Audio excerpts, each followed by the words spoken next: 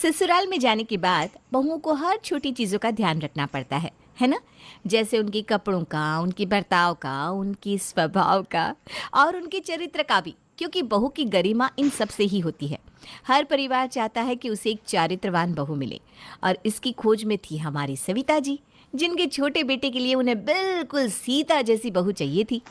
अरे सविता जी, आपको कितने रिश्ते दिखाए मैंने, आपको कोई लड़की पसंद ही नहीं आती। अब आप ही बताइए, इसमें मेरी क्या गलती।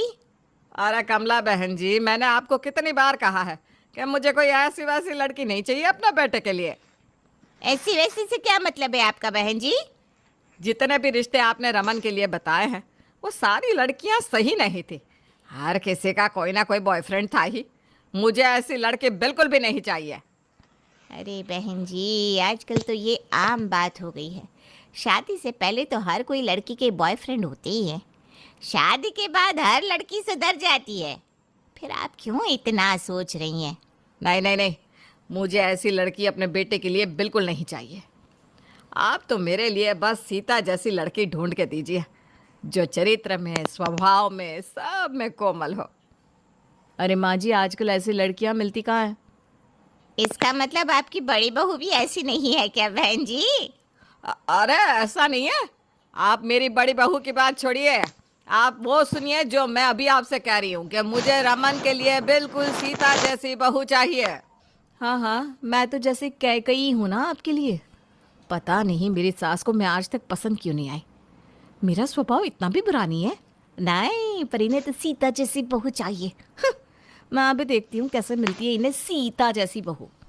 अरे बड़ी बहू, तुम खड़े खड़े क्या सोच रही हो? मन में मुझे गालियाँ दे रही होगी और क्या। क्या? अरे कुछ नहीं। बड़ी बहू, तू जा कमला बहन जी के लिए चाय नाश्ता लेकर आ, ठीक है? जी अभी लाती हूँ। कमला ने रमन के लिए बहुत सारे रिश्ते भेजे थे, लेकिन सविता को तो इनमें से कोई भी लड़की पसंद ही नहीं आ रही थी।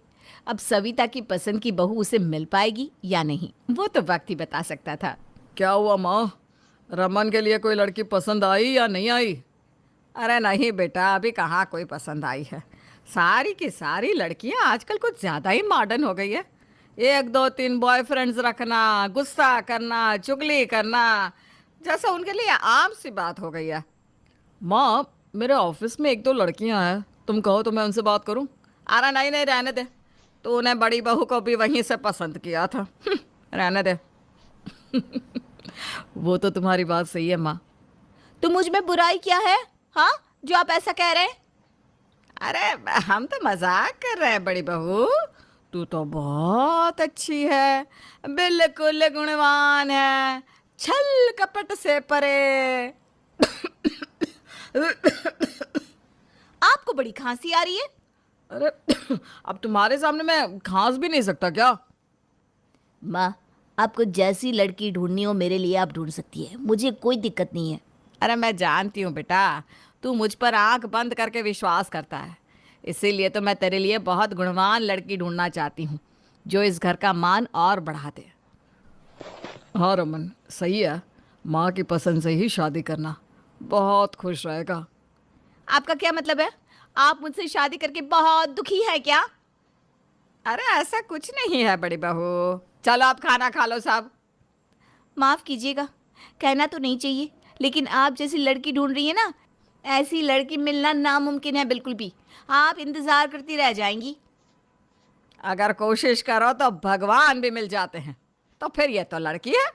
मैं अपने रमन के लिए ऐसी गुणवान लड़की ढूंढ कर ही रहूंगी। हाँ, मैं भी देखती हूँ कैसे मिलती है आपको आपकी पसंद की गुणवान लड़की। सविता को विश्वास था कि वो ऐसी लड़की ढूंढ लेगी और इसी आस में अब वो रोज़ मंदिर भी जाने लगी थी। हे भगवान, अब और कितना इंतजार करवाएगा। मेरी पसंद की बहू अब भेज दो ना। अरे सविता जी, अच्छा हुआ आप मुझे मिल गई। मुझे ना आपको एक लड़की को दिखाना था यहाँ। अच्छा, यहाँ मंदिर में? हाँ, मंदिर में। वो रोज़ ना बहुत सुंदर भजन गाती है। अभी आप रुकिए, थोड़ी देर में बस आती होगी। ये लीजिए, नाम लिया और आ गई। इसका नाम वैदेही है।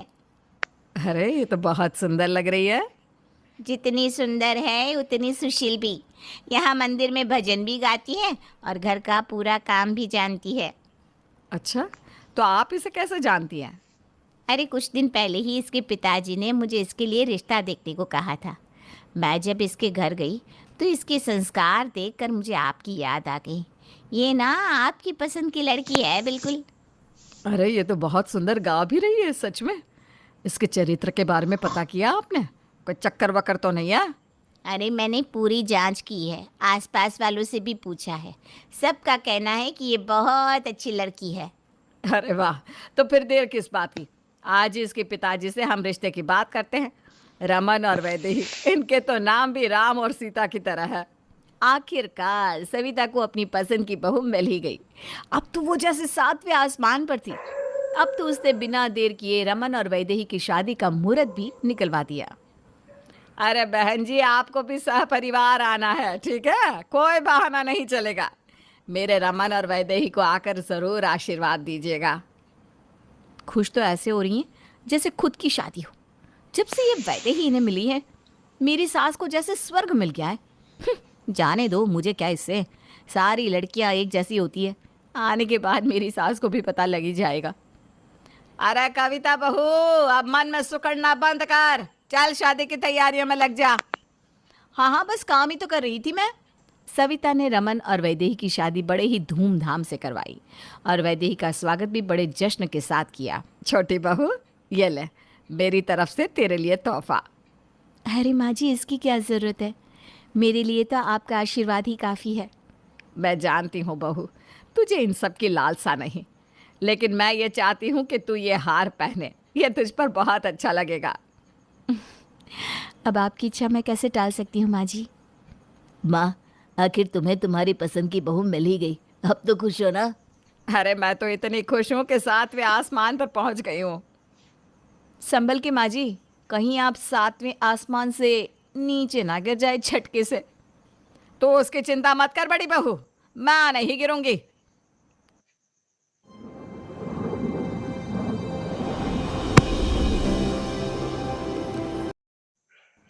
चलो, अब तुम दोनों भी आराम कर लो, थक गए होंगे। सविता की खुशी का कोई ठिकाना नहीं था और वैदेही भी पूरी कोशिश कर रही थी कि वो अपने नए ससुराल में सबका दिल जीत सके। आइए, सब खाना लग गया है।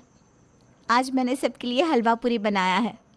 अरे वाह, क्या खुशबू आ रही है। अरे तुम तो हम सबकी आदत ही खराब कर डालोगे अच्छा अच्छा खाना खिला के। आखिर बहू किसकी है? अरे किसकी चिट्ठी है? किसी वैदेही के नाम पे है। मैं ले लेती हूँ चिट्ठी। अभी परसों ही तुम्हारे नाम पर एक चिट्ठी आई थी ना? तुम्हारे माता पिता इतना याद करते हैं क्या तुम्हें? हाँ, उन्हें मेरी बहुत याद आती रहती है, इसलिए मैं ये चिट्ठी अंदर रख कर आती हूँ। हाँ हाँ ठीक है बेटा। 3 दिन में 2 चिट्ठियाँ? कौन लिखता है अपनी बेटी को? अरे जिनकी बेटियां अच्छी होती है ना, उनके माता पिता लिखते हैं कविता, तुम नहीं समझोगी। आप तो चुप ही कीजिए, समझे? जब देखो मेरा मजाक बनाते रहते हैं। अरे वैदेही, तेरे चेहरे का रंग क्यों उड़ गया? सब ठीक तो है ना बेटा? हाँ हाँ, सब ठीक है माँ जी। आप खाइए ना हलवा पूरी। ऐसा क्यों लग रहा है कि तू बहुत घबराई हुई है? नहीं माँ जी, ऐसा कुछ भी नहीं है। मैं अभी आती हूँ। चिट्ठी आने के बाद वैदेही का बर्ताव बिल्कुल बदला हुआ सा था, जो कविता को परेशान कर रहा था। लेकिन सविता ने उस बात पे ज्यादा ध्यान नहीं दिया। पर ये क्या, अगले दिन वैदेही के नाम से एक और चिट्ठी। अरे आज फिर से चिट्ठी आई है वैदेही? हाँ माँ जी, वो बस यूं ही। तुम्हारे मायके में सब ठीक तो है ना बेटा? हाँ माँ जी, सब ठीक है। फिर तुम इतनी घबराई हुई क्यों हो? जैसे तुम्हारी कोई चोरी पकड़ी जा रही हो। नहीं तो भाभी, मैं कहाँ घबरा रही हूँ। हाँ वैद, तुम्हारे चेहरे का रंग बिल्कुल उड़ा हुआ है। नहीं नहीं माँ जी, ये तो बस मेरे काका काकी की चिट्ठी है। मैं अंदर रख कर आती हूँ। अजीब बात है, आजकल मोबाइल के ज़माने में सब लोग इससे चिट्ठी लिखते रहते हैं, और ये इतना घबरा क्यों जाती है चिट्ठी देखते ही? कहीं कुछ गड़बड़ तो नहीं है माँ जी? वैसे वैदेही लगती तो नहीं कि कोई गड़बड़ कर दे, पर क्या, ऐसा कुछ भी नहीं है। अरे मायके से चिट्ठी आती है तो लड़कियां इमोशनल हो ही जाती है। ऐसा ही होगा, मुझे क्या। मैं तो बस इसलिए कह रही थी कि वैदेही जब भी उसकी चिट्ठी आती है तो अजीब सा बर्ताव करती है, जैसे कुछ छुपा रही हो। पर ये भी सही है, वो वैसी लड़की है नहीं। चलो मैं चली अपने कमरे में, आप भी आराम कर लीजिए माँ जी। परेशानी की तो कोई बात है नहीं। हाँ, सविता बाहर से तो कह रही थी कि उसे वैदेही पर पूरा भरोसा है, लेकिन कहीं ना कहीं मन में उसे भी वैदेही का बर्ताव अजीब तो लग रहा था। वैदेही, ये पोस्टमैन फिर से तुम्हारे लिए चिट्ठी देकर गया है। क्या बात है, हर दूसरे दिन तुम्हारे लिए कोई ना कोई चिट्ठी आ जाती है। लगता है सबकी चहीती हो वैदेही। हाँ भाभी, बस यही समझ लीजिए। कुछ परेशानी हो तो तुम मुझे बता सकती हो। नहीं माँ जी, ऐसा कुछ नहीं है, बस मेरी सहेली ने चिट्ठी लिखी है। अरे वाह, कभी माता पिता, कभी काका काकी, कभी सहेलियाँ, सब लोग तुम्हें चिट्ठी लिख रहे हैं वैदेही। लगता है तुम्हारे बहुत सारे चाहने वाले हैं। क्यों माँ जी, मैं सही कह रही हूँ ना? तुम्हारी ऐसी कौन सी सहेलियाँ हैं वैदेही, उनको तुम्हारी इतनी ही याद आ रही है तो उन्हें घर पर बुला लो। हाँ हाँ, घर पे बुला लो ना। अरे चाहने वालों को हम भी तो देखे वैदेही कि उन्हें तुम्हारी इतनी याद क्यों आती है। ज़रूर बहुत गहरा रिश्ता होगा माँ जी, तभी तो हर दूसरे दिन चिट्ठी लिखते रहते हैं वैदेही को। एक काम करो, बुला ही लो आज उन्हें। नहीं माँ जी, इसकी क्या ज़रूरत है, उन्हें मुझे चिट्ठी लिखना पसंद है, यूं ही बस शरारत करती रहती है। अरे इतनी शरारत करना भी सही नहीं है बहू। कभी कभी आपकी छोटी सी गलती भी आपको बड़ी मुसीबत में डाल सकती है। ये तुम्हारा ससुराल है, यहाँ ऐसी चिट्ठियाँ भेजना क्या शोभा देता है? सॉरी माँ जी, मैं आगे से ध्यान रखूँगी इस बात का। ध्यान तो लगता है अब माँ जी को भी रखना पड़ेगा। क्यों माँ जी? एक काम करो, लाओ ये चिट्ठी मुझे दो, मैं भी देखूँ तुम्हारी सहेलियाँ क्या मजाक करती है तुम्हारे साथ। हाँ हाँ, लाओ लाओ, हम भी पढ़ के देखते हैं कि ऐसा क्या है इस चिट्ठी में। नहीं नहीं माँ जी, इसमें ऐसा कुछ भी नहीं है, मैं इसे अंदर रख कर आती हूँ, आप परेशान मत होइए। माँ जी देखिए, मैं आपको भड़काना नहीं चाहती, लेकिन सच में वैदेही की हरकतें कुछ सही नहीं लग रही। ऐसा लग रहा है कि वो हम सबसे कुछ छुपा रही है। मैं जानती हूँ, अब मुझे भी ऐसा ही कुछ लग रहा है, लेकिन मुझे विश्वास है कि वो जल्दी ही हमें सब कुछ बता देगी, सच सच। ठीक है माँ जी, आप जैसा कहे, मैं आपके फैसले के खिलाफ नहीं जाऊंगी। कविता और सविता दोनों को अब वैदेही पर शक होने लगा था, लेकिन वैदेही सच बता नहीं रही थी कि आखिर उसे कौन चिट्ठी लिखता है। और इस बार तो उसने चुपके से चिट्ठी ली और बिना किसी को बताए अपने कमरे में रख कर आई। देखा माँ जी, मैंने कहा था ना, वैदेही के लिए एक और चिट्ठी आई है। देखिए, इसीलिए तो मैं आपको छत पे ले आई। ये देखिए कैसे वो चुपके से चिट्ठी लिए जा रही है, वो भी बिना किसी को बताए। वैदेही के मन में आखिर चल क्या रहा है? आखिर ऐसा कौन है जो उसे इतनी सारी चिट्ठियाँ लिख रहा है? माँ जी, अब बुरा ना माने तो मैं आपसे एक बात कहूँ। मैं सोच रही थी कि क्यों ना हम खुद ही उन चिट्ठियों को पढ़ लें। मुझे तो नहीं लगता कि वैदेही कभी भी हमें उन चिट्ठियों के बारे में बताएगी। क्या ये करना सही होगा कविता? अरे माँ जी, आप रमन के बारे में सोचिए। अरे उसे ऐसा कुछ पता चल गया तो उसकी ज़िंदगी खराब हो जाएगी। इससे तो अच्छा है कि हम ही इस मामले को जानकर सुलझा लें। हाँ, ये तो बिल्कुल सही कह रही है बड़ी बहू, हमें ही इस मामले की तह तक जाना होगा। ठीक है माँ जी, वैदेही शाम को जब मंदिर जाएगी तब हम उसके कमरे में जाकर उन चिट्ठियों को देख लेंगे कि आखिर उनमें लिखा क्या है। कविता और सविता शाम को वैदेही के जाने के बाद उसके कमरे में छानबीन करने जाती है। कहाँ रखी है चिट्ठियाँ? अरे अच्छे से ढूंढना, यहीं कहीं होगी। हाँ हाँ, मैं देख तो रही हूँ माँ जी। बड़ी बहू देख, ये रही चिट्ठियाँ। हाँ, आप खोलकर पढ़िए ना, क्या लिखा है इनमें। हे भगवान जी, ये क्या लिखा है इसमें? क्या हुआ माँ जी, क्या लिखा है इसमें? इसमें लिखा है कि मैं तुम्हारी याद में तड़प रहा हूँ, तुम्हारी शादी के बाद भी मैं तुमसे प्यार करता हूँ। हे भगवान, वैदेही बहू से मुझे ये आशा ना थी। अरे ये कैसे हो सकता है माँ जी, वैदेही तो बिल्कुल भी ऐसी नहीं है। फिर ये सब? अरे तभी तो वो चिट्ठियाँ हमसे छुपाया करती थी, उसका आशिक ये सब लिखता है उसे।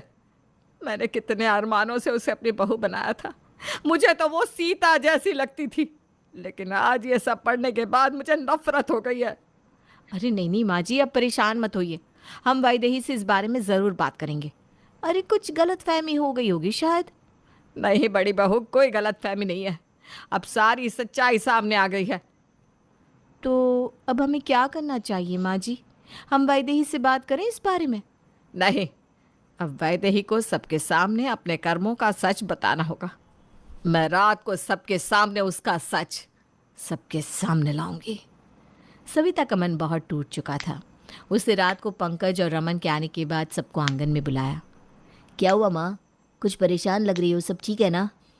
माँ जी, आपकी तबीयत ठीक नहीं है तो मैं दवाई लेकर आऊँ आपके लिए?